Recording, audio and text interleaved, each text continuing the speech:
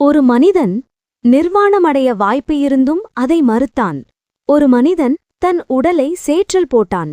ஒரு மனிதன் நான் மட்டும் விடுபட மாட்டேன், எல்லாரையும் கூட்டிக் கொண்டு போவேன் என்று முடிவு செய்தான். அந்த மனிதன் பின்னாளில் கௌதம புத்தர் ஆனார்.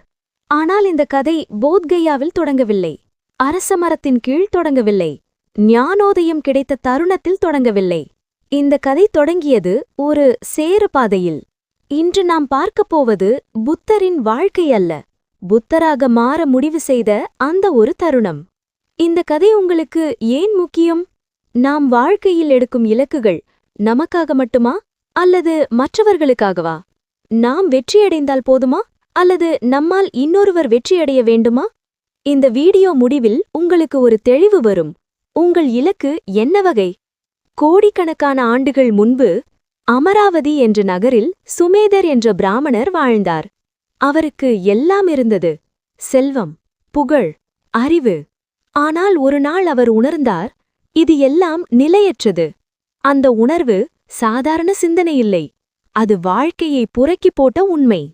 அவர் எடுத்த முடிவு, அனைத்து செல்வத்தையும் தானமாக கொடுத்தார். உலக வாழ்க்கையை விட்டு விலகினார். இமயமலைக்கு சென்று ஆழமான தவம் செய்தார். அவரின் தவம் இவ்வளவு ஆழமாக இருந்தது, அவர் விரும்பினால் அந்த வாழ்க்கையிலேயே நிர்வாணமடைய முடியும். இங்கேதான் கதை திரும்புகிறது. ஒரு நாள் அவர் வானில் பறந்து செல்லும்போது ஒரு நகரில் பெரிய கொண்டாட்டம் பார்த்தார். ஏன் தெரியுமா? தீபங்கர புத்தர் அந்த நகருக்கு வருகிறார். தீபங்கர, ஒளியை ஏற்றுபவர். சுமேதர் உடனே கீழே இறங்கினார், சேவை செய்யத் தொடங்கினார், சாலையை சீர் செய்ய ஆரம்பித்தார். ஆனால் ஒரு பகுதி இன்னும் சேறு. அந்த நேரத்தில் தீபங்கரர் ஆயிரக்கணக்கான சீடர்களுடன் வந்து கொண்டிருந்தார். சுமேதருக்கு ஒரு எண்ணம், புத்தரின் திருவடி சேற்றில் படக்கூடாது. அவர் தன் ஆசனத்தை விரித்தார். போதவில்லை, அவர் ஒரு வினாடியும் யோசிக்கவில்லை. அவர் தானே சேற்றில் படுத்தார், தன் முடியை பரப்பினார், தன் உடலை ஒரு பாலம் போல மாற்றினார். அவர் சொன்னார் போல, என் மேல் நடந்து செல்லுங்கள். அந்த தருணத்தில் அவரின் அகங்காரம் முற்றிலும் கரைந்தது. ஒரு தவசி, ஒரு ஞானி, ஒரு பெருமைமிக்க அறிஞர் தன் உடலை பாதங்களுக்கு கீழே வைத்தார். அந்த காட்சி, அந்த நேரம், அந்த முடிவு வரலாற்றை மாற்றப்போகிறது. தீபங்கரர் அந்த இடத்தில் நின்றார். அவர் சுமேதரை பார்த்தார். அவர் உடலை மட்டுமில்லை, அவரின் மனதை பார்த்தார். அவர் கடந்த பிறவிகளையும் கண்டார். அவர் எதிர்கால உறுதியையும் உணர்ந்தார். அவர் அங்கே கூடியிருந்த மக்களை நோக்கி சொன்னார், இந்த தவசியை பாருங்கள். அவரின் சமர்ப்பணத்திற்கு எல்லை இல்லை. எண்ணற்ற யுகங்களுக்குப் பிறகு சாக்கிய குலத்தில் பிறந்து கௌதமர் என்ற பெயரில் புத்தராக விளங்குவார். ஒரு தீர்க்க தரிசனம், ஒரு விதை, ஒரு எதிர்கால புத்தர். ஆனால் கதையின் மிக ஆழமான பகுதி இன்னும் வருகிறது.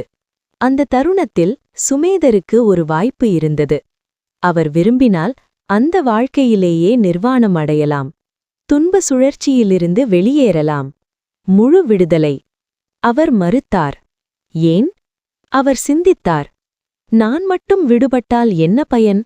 இன்னும் எண்ணற்ற உயிர்கள் துன்பத்தில் இருக்கிறார்கள். அவர் எடுத்த முடிவு, நானும் புத்தராக மாறுவேன், அனைவரையும் விடுவிக்க. இதுவே போதிச்சித்தம். இது தனிப்பட்ட விடுதலையிலிருந்து உலகளாவிய கருணைக்கு சென்ற தருணம். சுமேதர் சேற்றில் படுத்தது பக்தி செயலல்ல, அது ஒரு அறிவிப்பு. என் வாழ்க்கை என் மட்டுமல்ல. இந்த கதை நமக்கு என்ன சொல்கிறது? நாம் எடுக்கும் இலக்கு நமக்காக மட்டும் இருந்தால் அது சின்னது. ஆனால் அது பிறருக்காக இருந்தால் அது யுகங்களை மாற்றும். உலகம் ஒரு கடல், துன்பம் அலை, அறியாமை இருள். தீபங்கரர் விளக்கத்தூண், சுமேதர் ஒரு படகு, கௌதம புத்தர் கரை. இந்த கதை ஒரு புராணம் அல்ல, ஒரு சாத்தியம். ஒரு மனிதன் எடுத்த ஒரு உறுதி எப்படி 1000 ஆண்டுகள் தாக்கம் செலுத்தும் என்பதற்கான சாட்சி. இப்போது கேள்வி உங்களுக்கே.